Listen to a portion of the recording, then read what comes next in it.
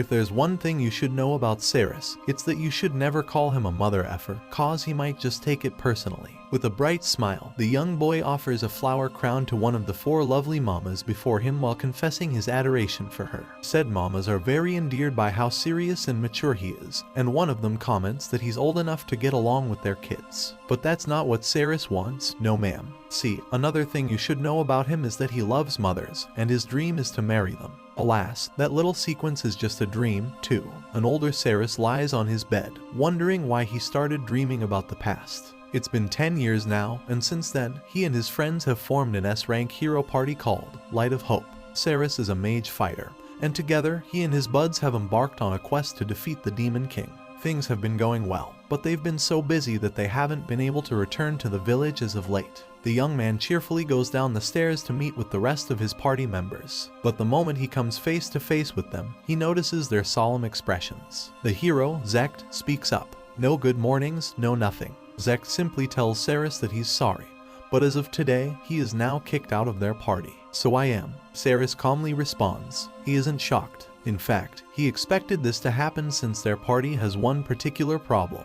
While Zekt does a good job of being a hero and a leader, he's a massive womanizer. He cares a lot more about his ding-ding-dong than his friendship with Ceres. As such, it was only a matter of time before he decided to boot him out. Can't have anyone stealing his thunder, after all. Of course, Zekt doesn't tell him that. He spouts some bullcrap about wanting to make it big as a hero, but Ceres is just a burden who won't help him reach those heights. Don't worry, he remembered to add a little unfortunately there to make himself sound somewhat sorry. On top of that, Zekt adds that even if he's out of the party, they're still friends. Totally, Ceres looks unmoved, but though he expected this from Zekt, he's shocked when May seconds his opinion.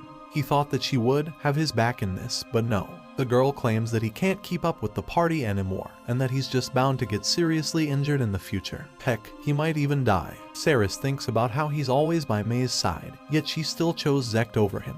More than that, the great hero probably thought that they were dating, so he tried to cuckoo Ceres. With a cruel smile, Zekt suggests that he go back to the village and be a countryside adventurer. He can even look for a weaker party to join. In spite of the backhanded foolery this son of a gun spouting, Ceres just answers him with a dismissive, I guess so. May didn't have any special feelings for Ceres, so he supposes that he's fine with this. With what's happening, Ceres stays silent for a moment as he mulls over his prospects. They're pretty decent, but he also thinks about how he was serious. He really did mean it when he called Zekt his close friend. He would have preferred if he had just been more honest with him. Since he didn't want to make a fuss, Ceres just takes the L and thanks his old party members for everything. He even wishes them well. Boy, he's a lot better than me, that's for sure. Zekt is pleased that he's leaving the party, and he watches his supposed friend bid them a chirpy little see you around while taking his leave. And this marks the day Ceres was made to sever his ties with the Light of Hope. The Light of Hope. Now that he's walking around town by himself, Ceres thinks about how those guys were important to him, but not in the sense of love. According to Ceres, what he felt for them is what a father feels for his kids. Another thing is, he has a secret that he's never told anyone, and it's that he is a transmigrator. In his previous life, Ceres was a loving 42-year-old father and husband who worked at a trading company. And it's because of that reason that everyone his age in this new world just seems like children to him. So basically, in this world, he's something of a gerontophilia, a kakyo-win. Anyway, people of this world only live up to the age of 50, and they have customs like they did in old Japan. 17-year-old women are considered old, and ladies in their mid-20s are no longer treated as women. So for Ceres here, the people in that world are nothing more than Discord mods, and to him, that's just a waste. Basically, he died at the age of 42, and though he's 14 in this world, you have to be in your mid-20s for him to want a piece of you. After all, his moral sensibilities didn't go away just because he was transported to a different world. Next up, the boy visits a slave trader, who's surprised to see Lord Ceres of the hero's party there. The mage corrects him, saying he's just Ceres the adventurer now. In any case, Ceres is there to have a look at their female slaves. The man takes pride in his collection. They have everything, from elves to even former nobles. But that's not what Ceres is there for. He wants to see their female slaves of lesser value, starting with the household slaves. The slave trader assumes that he wants them for housework, and with a smile, he leads Ceres to the crappiest part of the establishment, where they keep all their slaves of no value. It's a miserable sight. The women there are kept in filthy cages with nothing but a food bowl inside. while the more valuable slaves wore presentable clothing. The ones here are all dressed in rags. Ceres sympathizes with the lot. They're being treated like wild beasts and aren't even given beds. The sight of one particular woman, however, makes him stop in his tracks. No way. Ceres can't believe what he's seeing. Sat in a cage before him is none other than his first love, the woman he dreamt about, and Zek's mother, Shizuko. Her dull and vacant eyes come to life as she recognizes the boy in front of her. It was just like before. She used to sit on her knees to level with him while he offered her flowers. But now, Shizuko sits on her knees in a cage, while Ceres is looking down at her. Just like time, fortune had passed her by. Ceres wastes no time buying her, and the trader asks him for 5 silver coins, and 3 additional ones for the slave mark. Shizuko's dirt cheap because she's a 30-year-old village woman with multiple children. That practically makes her a grandma. Ceres pays with a gold coin, but he asks the trader to give her clothes and a shower. Since only young women are deemed worthy of half-decent clothing, Shizuko ends up wearing a maid outfit that's too small and short for her. As for her slave mark, it's branded on her arm. Naturally, Shizuko's flustered not just by the risque outfit, but by Ceres's intense stare, too. Though Ceres is a sweetheart to her, Shizuko can't help but feel apologetic for making him buy a grandma like her. Regardless of how she feels, Shizuko now belongs to him. Ceres buys her more appropriate clothing, and the boy's in high heaven, just seeing his beloved Shizuko looking so resplendent with her womanly charms. While winding down on a bench, Ceres offers some food to Shizuko, but without warning, she suddenly kowtows to him, shocking the mage. She thanks him profusely for buying a worn-out slave like her, and she even promises to devote her everything to him. Ceres is bothered by her immense subservience and deprecation, and he insists that she doesn't have to do all this. To this, Shizuko can only muster up a weak chuckle and repeats that she's his slave. It's only natural that she does this. As those words leave Shizuko, any pretenses of her being alright follows soon after. The woman breaks down, leaving Ceres to sit on his knees in front of her and wait until she calms down. While she's crying, he thinks about how comforting a crying may felt like caring for a child, but it doesn't feel that way with Shizuko. Being Japanese himself, an adult Japanese beauty like her just suits his fancy. His thoughts are interrupted when Shizuko gathers her bearings. Finally, the distraught woman tells him what happened. She was sold by her own husband, Zekter. When Zek got recognized as a hero, his old man received a huge lump sum of money from the state. Women, gambling, booze. They saw both Zekter and his money more often than his own wife did. Still, she refrained from criticizing his ways, but it came to a point where his spending was too much. She sat him down for a little talk, and with a smile, Zekter proposed that they have some fun in the city one last time. After that, he promised to stop spending. Shizuko was very happy to hear that. More so, she was excited to spend time with her husband. But it was a trap, and he immediately sold her to the slave traders. She couldn't ask Zek for help because he loved his father but hated his mother's guts because of how serious she was. It's an awful story, and Ceres feels horrible for Shizuko. They say that money changes people, but perhaps it just reveals who they really are. While Ceres thought that Zekter was a serious person, he remembers the time when, as a kid, he told the man that he wanted to marry his wife. Amused, Zekter said that by the time he turns 15, Shizuko, who's well within earshot of their conversation, will be an old hag.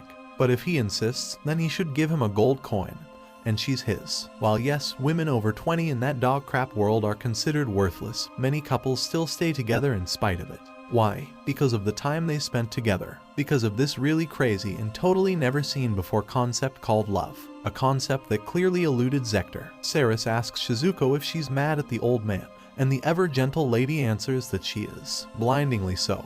But at that point, she can't do anything about it. But suddenly, a menacing aura surrounds her as she adds that Zekter's going to burn in hell anyway. And that, kids, is how Ceres learned that Mama's got a scary side.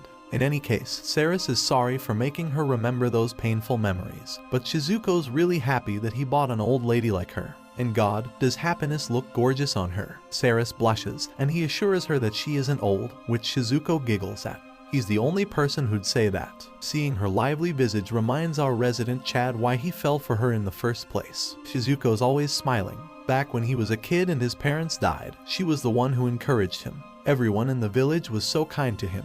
And that's part of the reason why he wanted to help Zekt and his other childhood friends. Still, among them, Shizuko was special. She was always so lovely to him, and she was the best woman for the role of a mother. After a moment of thought, Ceres tells her that she really is a wonderful woman. Another giggle leaves her. With a prettily flushed face, she says that she'll do anything for him. So, should she cook something delicious? Hearing such an innocuous and motherly suggestion makes Ceres realize that in her eyes, he's nothing more than a kid. But, well, it is what it is, he thinks with a smile. Ceres hasn't given his answer yet, so Shizuko adds that since she's his slave now, is there anything he wants her to do? To that, Ceres boldly says that if it were up to him, he would be happy if Shizuko were to be his lover. Shizuko's smile falters, but she shyly wears it again, telling him that messing with love isn't funny. In her eyes, she's just an old grandma who's almost twice Ceres' age. She really isn't worth his affections. But Ceres is serious. He reminds her that he confessed to her when he was a child, and that's when Shizuko fully realizes just how much time has passed. When did he even get taller than her? She remains bashful though, and while twiddling her fingers together, she comments on how handsome he is. He probably has a bunch of cute girls all over him,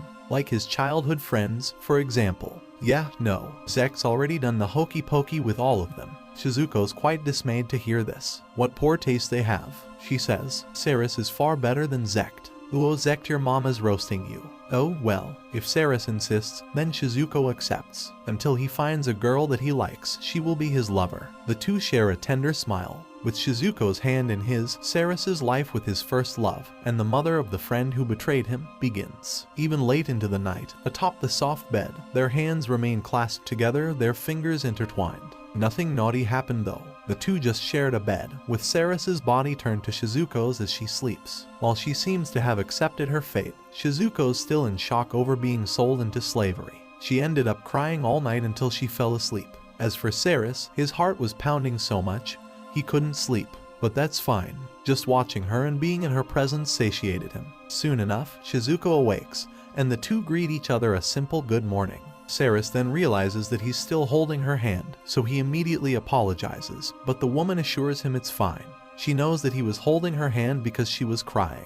What a kind boy you are, Shizuko gently says. The two of them have a peaceful breakfast together, and to Ceres, it feels like life can't get any better. He just never tires of being around Shizuko, sharing smiles, laughter, and love with her. Afterward, they go to the Adventurers Guild to register themselves as a party. The guild receptionist, Sally, warmly greets Lord Ceres, but her tone changes when speaking with Shizuko. Should an old bag like her even be doing this at her age? She bluntly asks. Both Ceres and Shizuko are taken aback by the question, and a horrifying aura surrounds said old bag once more. She forces a smile, but underneath it, she probably wants to whack Sally. She doesn't bite, though, and she tells them that there's no need to register her. Instead, she would like to apply for the reinstatement of her status. The news has Ceres shook. She was an adventurer. Damn, Zector and Zekt never knew about it, though. She quit before she got married. Shizuko knew that their pride and ego knew no bounds, so she kept quiet about it. Sally doesn't seem impressed, though. She just asks to draw some blood from her so they can check the blood registry. Suddenly, the guild master barges through the door behind Sally's desk.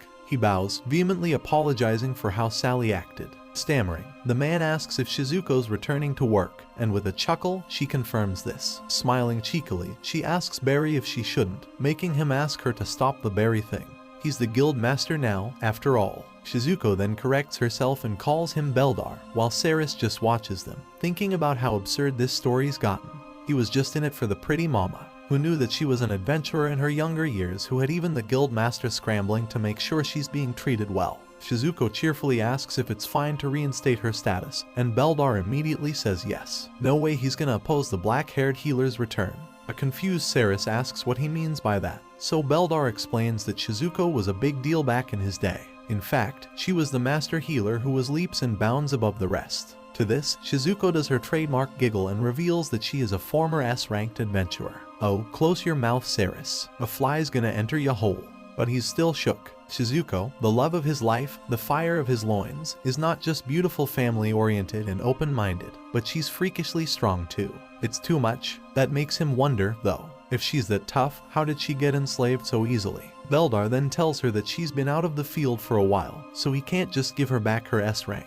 She'll start with A rank for now. With that out of the way, he excuses himself and lets Sally take care of the rest. As soon as the guild master's gone, Sally bows and loudly apologizes for how she treated her. Well, it's fine with Shizuko as long as she's really sorry. Though all this is still too much for Ceres, he finally closes his gaping pie hole so they can take on a quest. Shizuko suggests they take the Slay an Earth Dragon quest. That one may be the weakest of the dragons, but it's still a tough endeavor. As much as Ceres doesn't want her to come along, he can't really do anything about it. So he allows her to go with him, on the condition that he'll fight alone while she sits back and watch. On their way to have a picnic lunch, Shizuko explains that she was actually partied with the mothers of Ceres' childhood friends. Lita's mother, Haruka, Mei's mother, Seo, and Maria's mother, Misaki. Ceres recalls all of them being very good people to him. On top of that, Shizuko shares that they're all highly skilled adventurers. Being an all-women party, they were often approached by strange men. They'd always beat them at their own game one by one, but after they went past a certain age, no one dared approach them anymore. Soon after that, Shizuko became an ordinary village girl and got married. Ceres then asks how she got sold into slavery, so she explains that Zector had drugged her from behind. Imagine being in the A-Hole Olympics and your opponent is Zector. Automatic L. Once more, Shizuko emanates some really sinister energy as she mulls over how he had the guts to betray her like that. Addressing Zector, she darkly mutters that his head will roll the next time they meet. Ceres, on the other hand, just watches her with a perturbed expression. They soon have their picnic, with Shizuko feeding her new master/lover, while said master lover insists that he isn't a kid anymore. He sure looked like he was enjoying it, though. Eventually, they arrive at their destination, and they come face to face with the Herculean mammoth of a dragon. Though the sinister, roaring creature looms over them, both adventurers look immovably calm. Ceres tells Shizuko to get back before facing the dragon by himself. When it tries to crush him, he jumps out of the way with ease, coolly noting that it can't move too fast. It's his turn now, and with his sword, he uses wind magic. He decapitates the dragon with a clean slice, easy as pie. But then, Shizuko screams at Ceres to look behind him, and the moment he did, he sees another dragon emerge from the rocks. Its body is an assemblage of stones and scales, and from its appearance alone, it's clear that it won't go down as easily as the Earth Dragon did. The rock dragon breathes a burst of fire towards Ceres, who immediately tries to block it with his sword. But before anything could happen, Shizuko jumps in front of him. She summons a holy wall to protect them from the dragon's attack, which almost gave Ceres a heart attack. Didn't he tell her to stay back? But she's there now, and she asks him what they should do. With a smug little smile, Ceres responds, "Do you even need to ask?" He then launches his freeze spell, summoning a jagged ice burst towards the dragon. Ceres uses the ice to propel himself upwards, and with his blade, he decapitates his second dragon of the day. Easy as pie. With that, Ceres stores the two heads inside his teeny tiny dimensional bag, and they return to the guild with their rather macabre haul in tow. Sally's terrified, and she screams at them to take those to the warehouse, where Beldar appraises them. He wonders how Ceres hunted the rock dragon, and the boy only gives a vague answer about jumping at it, slashing its neck, and dropping its head. Very helpful. After getting their pay, Ceres and Shizuko leave the guild all smiles. They raked in quite the riches. They sure did. But Ceres' smile quickly drops, and he shoots a disconcerted glare Shizuko's way.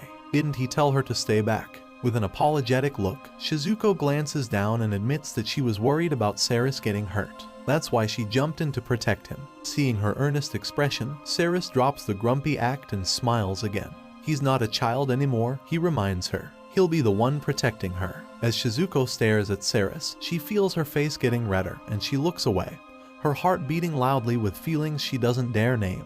And so, time marches on for the pair. While Shizuko's cleaning their house, she thinks about how they're lovers now. As lovely as Ceres is, she's still rather hesitant about the entire thing. Shizuko thinks of herself as an old lady who shouldn't get her hopes up. After all, he's probably just lonely. After a while, Ceres returns from his trip around time. He came back earlier than she expected because he wanted to see her sooner, so he did a speedrun of his work. Touched by his saccharine simping, Shizuko expresses how glad she is to hear that. And just like that, Ceres is invigorated. This is it, he thinks. The healing power of mamas. His former teammate, Maria, was the saint of their group, but she may as well be a fake since her powers could never come close to Shizuko's. If anyone deserves the title of the saint, it's her. Bro, did Shizuko even do anything? She just smiled. Anyway, Shizuko wonders if he's alright since he got quiet all of a sudden, and our smooth operator answers that he just became speechless looking at how beautiful she is. This embarrasses Shizuko, who once again calls herself a grandma. She isn't used to being praised like this, so it'll take some getting used to. Ceres gently asserts that she isn't a grandma. At most, she's more of an auntie. Hearing that makes Shizuko's heart go bada bim bada boom. If she had one more hand on her cheek, she'd be doing the Gasai pose, with Ceres sincerely asking her to ease up on her self-deprecation. She promises to be more careful with her words. Pleased, a smiling Ceres calls out her name before pulling something from his tiny dimensional bag. Shizuko's in for a surprise as Ceres whips out a huge bouquet of roses and offers it up to her. Big things really do come in small packages. Now, this could be an allegory for his ding ding dong. But let's not sully their wholesome moment here. Shizuko is touched by the gesture. Her smile softens, and she thanks the kind boy while looking like Ceres's vision of beauty. That night, the two of them head out to feel the cool breeze. Shizuko's very grateful for his kindness and generosity. No one's ever treated her this nicely, and it's not even their anniversary. But Ceres isn't done yet. Excitedly, the boy tells her that he still has one more thing to give her. He's been waiting all day for the perfect moment to give it. He offers her a box, and when Shizuko opens it, the woman is stunned into silence. It's a gorgeous and ornate necklace. In this world, the act of giving someone a necklace is equivalent to giving a ring in Ceres's previous world. And that's why Shizuko can't accept it. She asks him if he knows what it means to give a girl a necklace, and without missing a beat, he answers that he does. Though Ceres's sincere demeanor rings true, she's sure that if she were to accept the necklace now, he'll one day come to regret it. As if reading her thoughts, Ceres continues, "I truly love you, Shizuko." He says, "There's no one better than you." While Shizuko stares at him in disbelief, he goes on to insist that he wants to be the closest person to her. He wants to see her angelic smile, now and forever. A neglected woman like Shizuko, who lives in a world that's hellbent on discarding her and punishing her for the curse of simply living a long life, never expected to hear such loving words, especially from a boy who's still in his prime. With tears in her eyes, she asks him if he's really sure if he won't come to regret this. Ceres takes her in his arms, and while holding her close, he promises that he won't. She's the first person he's ever loved in that world. Finally, Shizuko resigns. She accepts his embrace, along with the necklace, the tangible proof of his undying love. Later at home, Shizuko's now bathing and mulling over her situation. No one's ever treated her like this before. Zector was a complete womanizer who slept around with other women and never got her anything. But Ceres, he's been in love with her since he was little. Of course, she never took it seriously. She thought that he was lonely since he lost his mother at an early age. Besides, he'd generally say the same things to Haruka, Seo, and Misaki too. But now, she understands that he's always been serious. Therefore, tonight will be the first time she'll have done it in 10 years. She's a bit dismayed, though. Her body's out of shape, and she's unsure if she can take the vigor of a teenage man bursting with energy. Yes, she said teenage man. Anyway, she wants to please Ceres and wishes that she were 10 years younger. But by then, Ceres would be around 4 to 5 years. Okay, that's enough. She shouldn't keep him waiting any longer. While waiting for Ceres to finish his own shower, Shizuko clasps her hands together and asks for the forgiveness of a woman named Maruna. But her fears and trepidation go into torpor as Ceres returns and eases her into the motions. After dancing twice in the span of a single night, Shizuko can't help but think that she can no longer live without Ceres, who has made her reach the precipice of womanhood. The next morning, Shizuko wakes up after pretty much passing out and falling asleep. She's resting on Ceres's arm, who didn't even sleep a wink because her sleeping face was just so cute. Boy, when was the last time you slept? Anyway, Shizuko's about to get ready for the day, but Ceres holds her wrist. Does he want to go again? You bet he does. After their first hokey pokey of the day, Shizuko tells him how glad she is that he's so eager to please her. But boy, did he leave her drained. He sheepishly apologizes, but inwardly, he's wondering if he's always been a crazed corndog. Since she's tired, he lets her rest for a bit and prepares their lunch. He even drew a heart on her omelet with ketchup. While eating, they discuss their next course of action. Ceres thinks about how Shizuko's an S-rank adventurer, which is huge. There are less than 30 people in the world with that rank. If he could stay with Shizuko as his wife and live a quiet life, that would be enough for him. Unfortunately, doing that would get him in trouble with Zect and the others because of his father. Seeing his indecision, a terrifying Shizuko sweetly suggests that they pay the village a visit. She'd just love to give her ex-husband a punishment, so to speak. Ceres is a little perturbed, especially after hearing the word punishment. He doesn't know what she wants to do, but what he does know is that he's better off that way. Leaving that aside, he shares that he was thinking of going back to Jamuna village and living there quietly. Shizuko's pleased about this, especially since they both want to meet with Haruka, Seo, and Misaki. Speaking of those three, they're living pretty lonely lives these days. Haruka's always helping her husband Kazuma with his restaurant, since that's all he's interested in these days. Seo, on the other hand, is pretty much a household slave for her oppressive farmer husband, Kaido. Meanwhile, Misaki's slaving away in the household and general store of her selfish husband, Shudo. Hearing all this has Ceres rather dumbfounded. As Shizuko puts it, their love and relationship with their husbands have entirely deteriorated. Until now, Ceres doesn't have any particular goal in mind for when they get to the village, but he'll see once he's there. Now that that's out of the way, the boy cheekily asks if they can go at it again tonight, leaving Shizuko to comment on how amazing young people really are. Though a lot has already happened since Ceres was kicked out of his party, things are bound to get more exciting, especially with more of his former party members' mothers waiting on the horizon. He may have been betrayed by his childhood friends, but that's no problem. For if someone is being a bother, just get with their mother. Zect and the others better watch out, or they'll be calling Ceres Papa in no time. Subscribe to watch more videos like this, turn on notifications and leave a like to help the channel out. Thank you for watching.